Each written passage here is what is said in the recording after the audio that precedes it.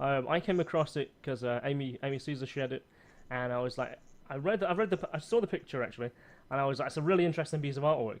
But I want to know about you. So, how did you get involved with this project? How did it all start up, and how did things come to be? Yeah. Um, I think with most of these kind of charity projects where it's you know, help people, really it all starts with compassion and kindness and just curiosity, really, to find out uh, why is somebody unable to, on the streets for whatever reasons that they're there. And so you have a conversation, you want to know their history, what's happening with them, why they've ended up where they are, and why can't they get out from the Yeah, situation because they're there's a very human story behind all these people. in. Yes. There's one particular thought I've always had since I was a child, is that every person who's homeless that you see in the street, that was someone's baby once. That's a very Yes. valuable thought. I've always held passionate to me. And when you see people in a very destitute situation where there might be a mixture of things such as mental health, substance abuse, violence, or whatever it is that's put them in that position economically or whatever, that's a real person there, and people walk past them every single day. And that, I think that's part of the problem as well. They're kind of just there, and people do walk past them because they don't even see them anymore. I mean, I find that incredible, like just horrible, really. But yes, as you said, it's someone's child, but it's also someone's parent, it's someone's dad, someone's mum. I mean, the age range is just diverse on the street. There was I think one of the ladies in the single Karen, she mentioned that there was a lady who was probably over 60 who was on the streets. Natalie, who's part of the song, she was 57 this year, so she's, homeless. So it's just it hits everybody. There are families who are homeless who've got children as well. So and the reasons for people to be homeless is just so completely, utterly different. Most people have this preconceptive idea that they're there because they failed life in some way, and really it isn't really just about that. There's so many more circumstances and situations that have happened to them, and really we are such a fine line to being homeless. If you think about it, if you miss a few pay packets, um, you lose somebody in your family, you're in an abusive situation at home. It really there's mental health issues. There's just endless amounts of reasons why people are homeless. That's right, very much indeed. I was reading a study a little while ago about how we literally are one pay packet away from being homeless. And I think that really ties into what you just said there. Can we afford the rent if we don't get paid? And then what happens? A lot of people don't have any savings anymore, or they're saving their money of their wages or whatever it is they get literally only just covers their way to live on a monthly basis. And should something happen, there's no backup, there's no catch for what that's going to be next. No, exactly. So the whole idea of really starting this wasn't really an idea to actually start a song or anything. The idea was just to find out what they were doing and to some stories from just individuals. So it wasn't anything. It started being documented, like I photographed a few of the guys. Embarrassingly, there's a couple guys that dress very similar, and they were always in similar places, but so I could kind of remember their names. But then they kind of moved, and I know it sounds awful, doesn't it? And I was horrified at myself. I actually said, "Look, do you mind if I take a photograph of you and just put your name, just so I remember your name?" And I never forgot, whenever I saw them again. So it started off documenting. Then it ended up with just speaking to Natalie, and she's the first person in the lyrics of the song, and for the reason that she is the person that I spoke to, that I thought, wow, this story, this would make lyrics to a song. We could, something could be done to help, basically. Oh, And so she I understand. names the first person in the single. Okay, so is because I was wondering, obviously you've got 38 people obviously on board as musicians for your song. So I was confused. Is it actually is it a number of tracks? Is it a single track? How does it work? No, so it's a compilation of different stories. What I wanted is to humanize, to create awareness about the homeless here. So obviously leave framework, manual house, even shelter, to doing what they do best. They're the experts in the area. Really, it was just to raise awareness, to get the community involved, and to create some cash for them, really. So the songs are based on, I believe there's 6 homeless stories. It's interleaved with some spoken word, which has been delivered beautifully by Motormouth or Alex Young.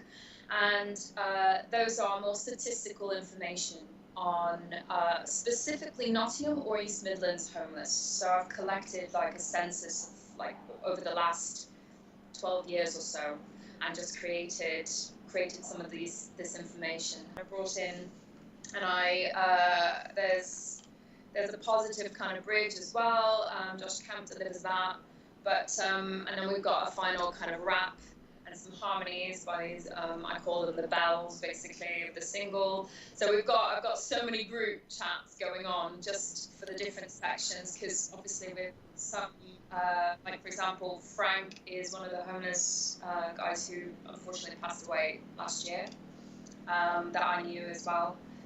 So I wanted many voices to create Frank the sound. So there's normally one person per homeless story.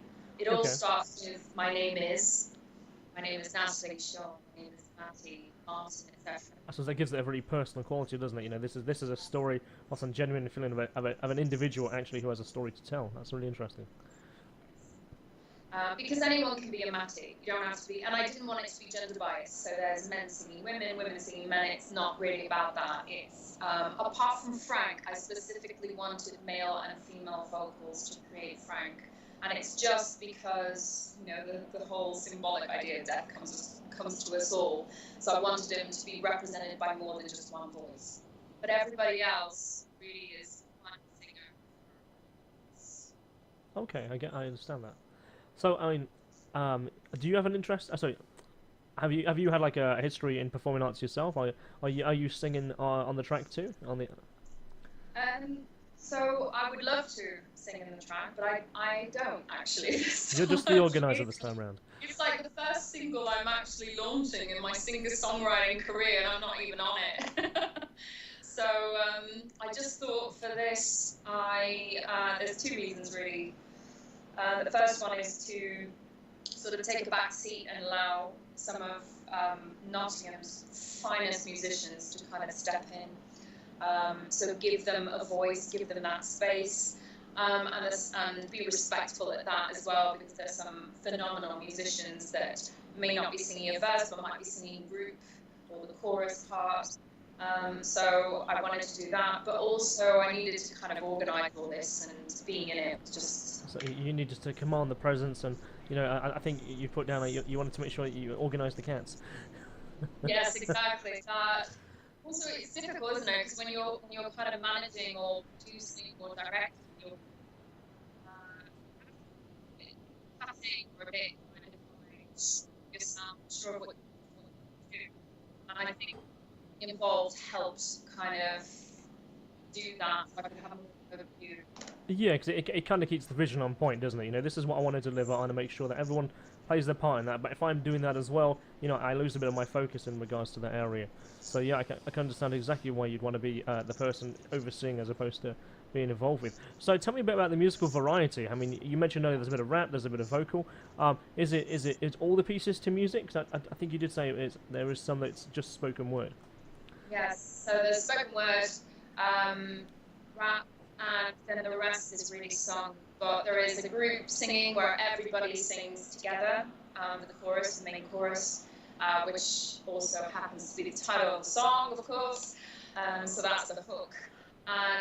But really behind the singers, I mean, there's a massive variety of singers as well. 38, I think it says on your blog. 38 singers are involved. Yeah, there's like teams. Wow. Including spoken word, and it's going to be interesting going on and off of the day.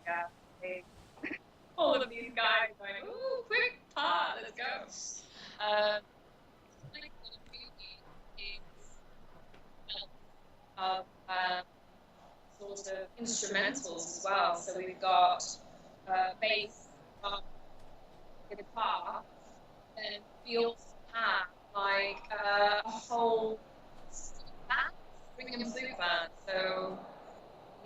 quite sound.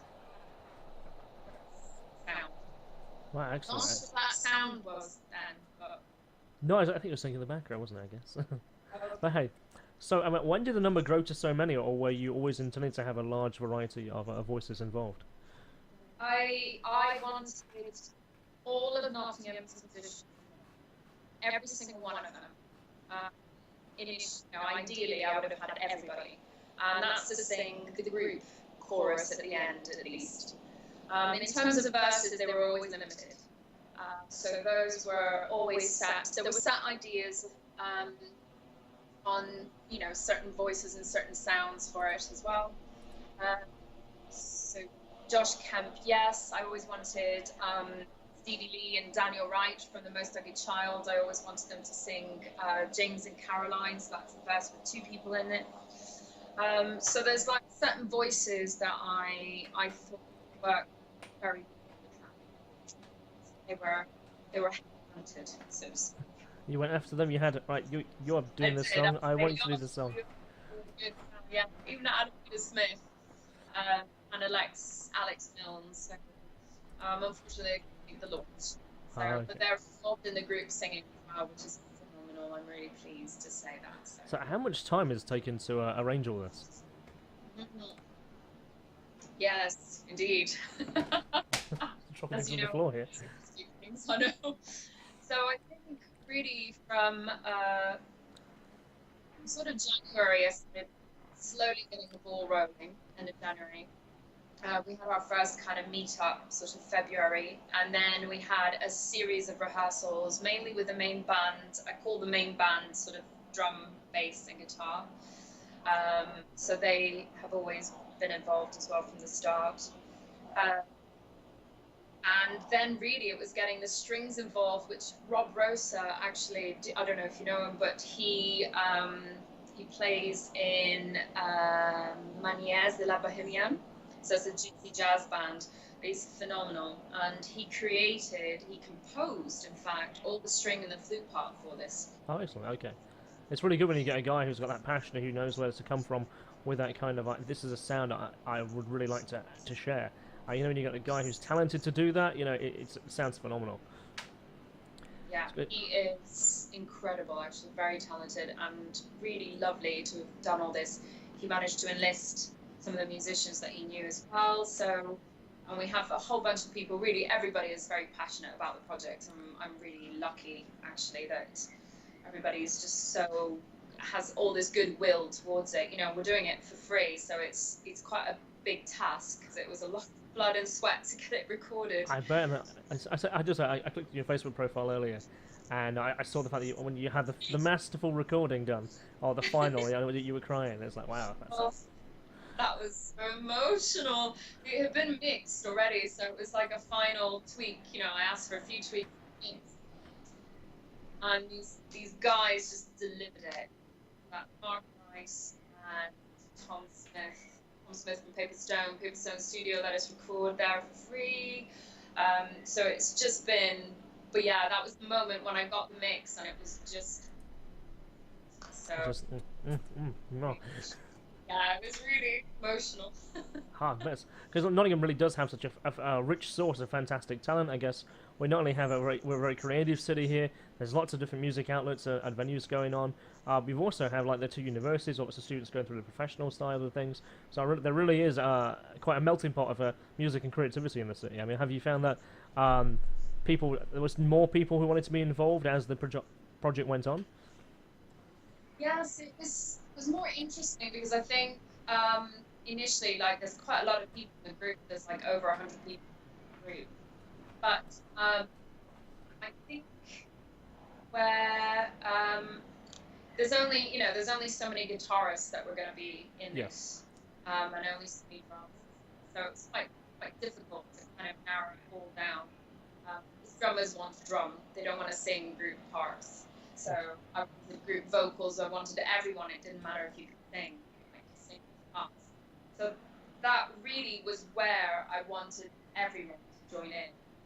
But I think people are very busy. People have lives, and it's free. It's a lot of time. I was asking for, did like 4 or 5 rehearsals or something, or 4 rehearsals, just in March. um, in April. So it was like quite a lot of commitment I was asking for, really. So I think where people have joined in and have wanted to join in, they've been welcome. I've had to limit it to sort of band musicians or musicians who have played in a band before. Right. Okay. Extra, at least, just because if I had, there was some choir singers as well, and they are phenomenal singers. Once I started opening it out, it was just going to be, I thought it was going to be just very difficult. But who knows? If I survive this project, there might be an next one with that. I was just so the one thing I guess kind of made me go, oh, what's this about? Actually, was the artwork. I saw the picture, I guess, Amy's wall. I think on my wall, but obviously Amy had shared it out, and I saw it and I thought, it's a really interesting piece of artwork. You got that of the hands bound together, and obviously one's black and one's white, and there's the clef that's on the back, but it has a very tribal look to it. I mean, was that intentional? Was that part of the plan? Well, the idea, the hands clasped together, homeless person below, the dog, all of that was already something I really wanted. What I asked the illustrator, who's Liam Shepherd, basically, to do was I wanted several hands inside a hand. Yeah, I saw that in the hands all the way up there. That was really good. I wanted the plectrum, I wanted it to say, Nottingham, to say music, and to say joining forces kind of. So that, but generally, the style was really style. Yeah, like I say, it has like a very tribal look to it. It's very modern, kind of audience draw. So congratulations to the audience, to the illustrator there, because he certainly nailed it with regards to the message he was trying to put out, based on the message that you had told him.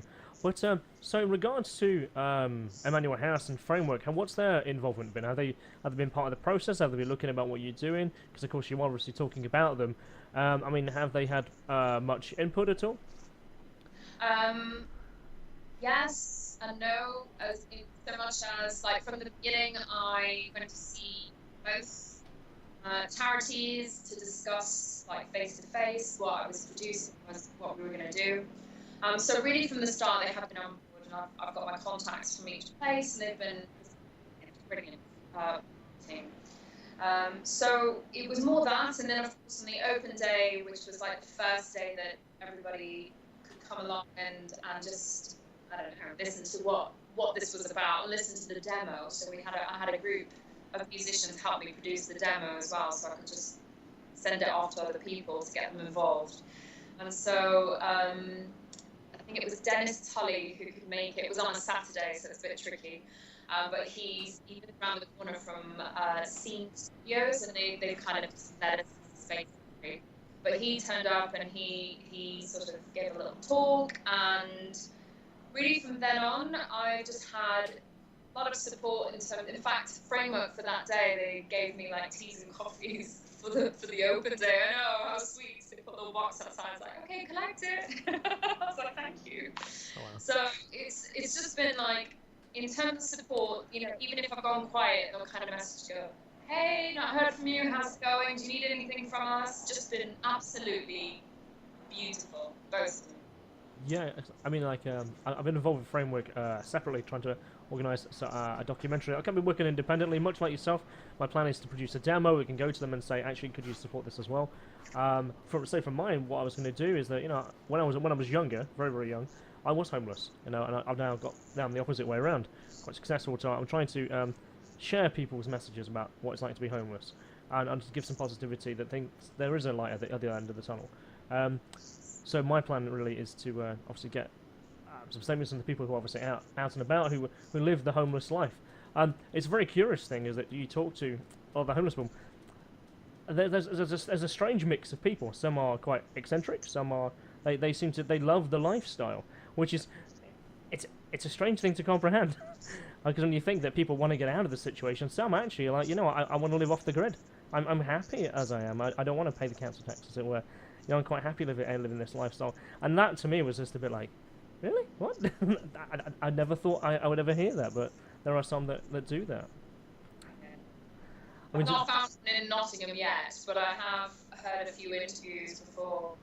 I think the BBC had a few interviews, and they were really interesting. Different diverse backgrounds as well. Yeah. Yeah, no, I sometimes I feel like doing that every day. Just live off the grid. That's checking out society. Go live in a treehouse somewhere. And, Yeah. oh man, I guess for a lot of reasons, there's a lot of complex issues that put people in that situation. Again, it could be financial, could be like mental health, could be substance abuse, and so on. I mean, have you had much collaboration actually out on the streets? Have you got some pictures and photos that you're going to include, like in a CD cover, as it were, or? We've have actually slightly interviewed James, who's one of the guys in the song, but I feel that's just going to be a little clip basically that I'll post up at some point. Okay, I understand. In terms of the footage, this is where Emmanuel House and Framework have collaborated immensely. So they've sent us a lot of footage to include because we're creating. We've got a little taster video coming out soon, and we have the making of kind of video. That's all the way from like demo through recording all the way to the end. So that's going to be in 3 parts. I think it'll just be a couple of minutes long, but we'll have some footage that Emmanuel House and Framework have given to us as well. And they obviously, you asked me before, sorry, I completely forgot as well. You asked if they've had any involvement. It's more in terms of like using their information, using their logo. I've always, even before the cover was produced, basically I sent it to both Framework and Emmanuel House to approve to make sure that was all okay, so we could use it because we're using the logos, obviously it's black and white as well. So it was just checking really that everything was that they were happy with that. But like I said, they've been super supportive, so we've got loads of footage from them. Oh, excellent stuff. So the event, so the 22nd of June is going to be the launch day of the music, and also the launch night at the Bodega. So how's the countdown going, and what's the preparations of what you guys have got going on at the moment? So this is where you kind of realise you've taken on way too many jobs all at once. So I am literally printing CDs. I've created the CD cover. I'm going to create some posters tonight. I'm enlisting people to man the desks there so that we've got someone to kind of sell the merch, the CDs. We've got Emmanuel House and Framework going to be there as well. So we'll have some of their banners up, and they'll also have share the table for the merch desk. We'll probably have a little talk. So it's support acts as well, trying to organise that. I am creating little fairy lights for the place out of copious amounts of tin cans that I've drunk out of, mostly cider, if I'm honest. So they'll all be up as well with little fairy lights. But the idea was to, and hopefully some fairy lights, boxes that I bought CDs from, boxes that I've got envelopes from, all that's to do with the project, basically. Kind of recycling everything. Yeah, that makes sense. That makes sense. So, I guess, is it too early to say you've got an expectation of how many you're looking to sell? It is, I think. There are, I think last I checked, there were 93 people either going or interested at the event. So, but I think in terms of actually buying tickets, that's where the crux is. Most people leave it to the last minute. Of course, yeah. Because it's free. We're providing this ticket information because there's a capacity limit at the bodega, but it's free with optional donation as well. So if anybody wants to donate, they are more than welcome. I understand. Yeah. And that's it. So if someone was trying to get hold of this information, wants to know more about it, what's the best way for them to do so? In terms of the single, there is an events page. That's probably the best place to go, really. So if they check us out on Facebook, it is called Back on My Feet Launch. So by all means, find us. You can't miss it. Great big brown banner, basically, with a hand you've described. So and join it. And obviously, the Framework and Emmanuel House, have a look at their websites and see what they do. Yeah, absolutely. So. Wow, it's been quite a journey so far. So, where do we go from here? What's next, I guess, for you? I know. Is there any other projects that you've got down the line that is in mind going, you know what, this is what we've done this time. We've produced something great. Would you go, as in like to the team, to the musicians? Is there a plan to do something next? Is that already in fruition? Nope. Or are you going to have a bit of a? I need to have some R&R. That was a lot of hours. Belly needs a holiday after this, and then we can discuss more. Yeah, it's still ongoing. I'm still trying to get us to that finish line with the marketing and everything else. But you know, the separate bank account has been set up. Okay. Just for this project, because obviously all royalties and every penny made will go to Framework and Emmanuel House 50/50. So I've already got my separate bank account all set up. I've even put in like some of the donation money in there, and that's already paid TuneCore for the song to go up, so that's wonderful. But yeah, so it's just really, at the moment, it's just getting this sorted. And once it's sorted, I'm obviously going to be manning the account monthly, Okay. So this is now really like at least for a year. So it's something that I'm not really going to see end anytime soon. Yeah, I was going to say, like, you do see a lot of these projects that come along. It's like they put out their CD and then they kind of just like leave it alone and like, do its thing. So, is there a plan like beyond the launch event to continue its sales? Is there a plan then to go to say like iTunes or digital outlets, or even physical outlets, some shops and so on? What's the plan then beyond the launch night? I don't know. I mean, I don't even know how long this will be up for. I mean, I've been speaking to the videographer who's like just been helping me through a lot of all the like piecing everything together. And he's saying, "Well, how long is this going to be up for?" I was like, "Well, hopefully a year." But you know, he's like, "That's it." I was like, "Yeah. Would you like to take over, you know, account management? That's fine by me. Go for it." So most people like to, you know, it's going through that. I guess it's managing this project for the next year, if not beyond. So I don't know how well it's going to do. We have no idea. We have hope that, if anything, it raises awareness, if not a lot of cash. That was the main thing. If even a few people change their mind, that's great. But really, after that, for this particular project, I don't know. I mean, we're not really selling any physical copies. The idea was just to have a few for the launch, but then the rest is all digital. So it'll be iTunes, Amazon, and Bandcamp. Bandcamp will be your 99p, same as iTunes, but you don't extra if you want. So we'll be pushing that one a little bit more in the hopes of raising more money for these guys, But yeah, after that, haven't really discussed anything. I think everybody needs a holiday in this, to be honest.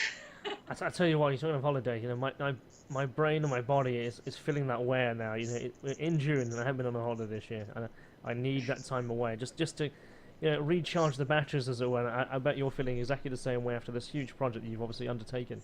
And I bet it's been an incredible journey. That it's a life experience, isn't it? You know, you can actually say I organised, I sorted. You know, we got all this collaboration going on, and then it's done. Wow, and you can put that nice big proud bookmark next to that and say, okay, done. Yeah, I think it is absolutely right. It's proud that so many people really got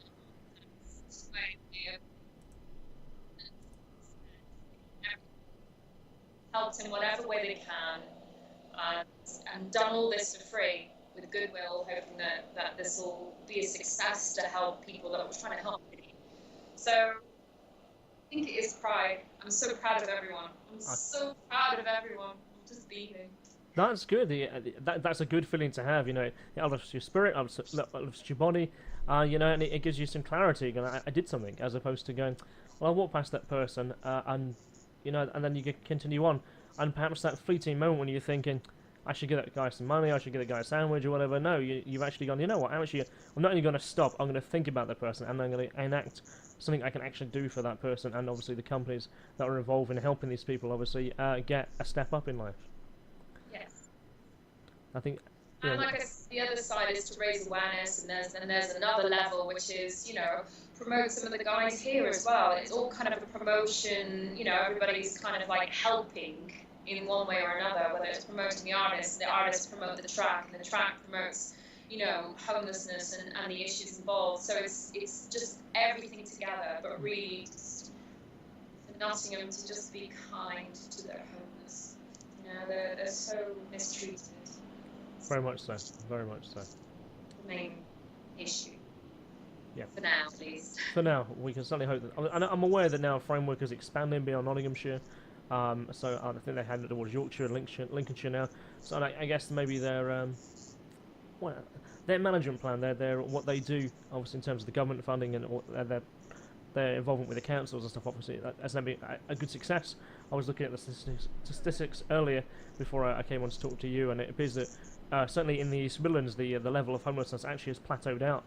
Although actually there was a period from 2013 to 2017 where I saw a massive spike uprise of like 44%, but actually in the last year or so actually it's really kind of leveled out a bit, which is actually good to see. That means that there must be the support on the ground. There's the support with the people who are out there that actually is making a difference, and it's companies like Emmanuel House, it's companies like Framework who are making that difference on the ground for these people.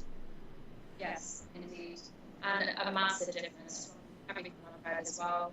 But yes, you're right, Framework is the East Midlands.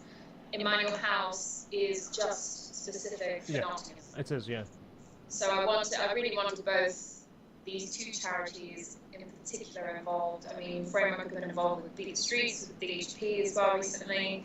But I thought both of them in terms of tackling homelessness in Nottingham would be great, really, for the single.